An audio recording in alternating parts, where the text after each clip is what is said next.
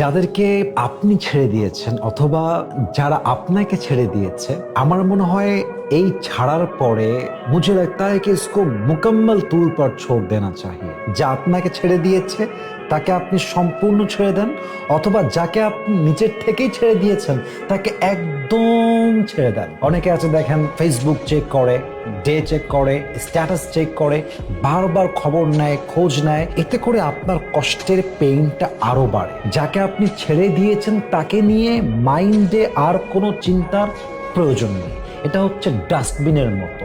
আপনি যখন এটা বেশি নাড়তে যাবেন, বেশি ঘাটতে যাবেন, দুর্গন্ধ বের হবে।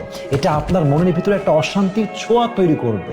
सो जिसने आपको छोड़ दिया या फिर जिसको आपने छोड़ दिया, इसको मुकम्मल तौर पर अपनी जिंदगी से निकाल दो। जो हो गया बस हो गया। जिसे मैंने छोड़ दिया वो मर जाए, जिंदा रहे, जहां भी जाए, मुझे इसकी कोई परवाह नहीं है। যাকে আমি ছেড়ে দিয়েছি অথবা যে আমাকে ছেড়ে দিয়েছে, কোনো দরকার নেই আমার লাইফে টাইম ওয়েস্ট করার। আমার জীবন অনেক বড় স্বপ্ন আছে, আমাকে সেগুলো নিয়ে কাজ করতে হবে। অতএব আমার কথা একটাই ভাই, জীবন যদি সুন্দর করতে চান বেশি বাড়াবাড়ি করতে যাবেন না। ডাস্টবিনে বেশি নাড়াচাড়া করলে দুর্গন্ধ অনেক বেশি বের হয়। অতএব নিজের জীবনটাকে স্থির রাখেন, চুপ থাকেন, নীরব থাকেন, ধৈর্য নিয়ে থাকেন।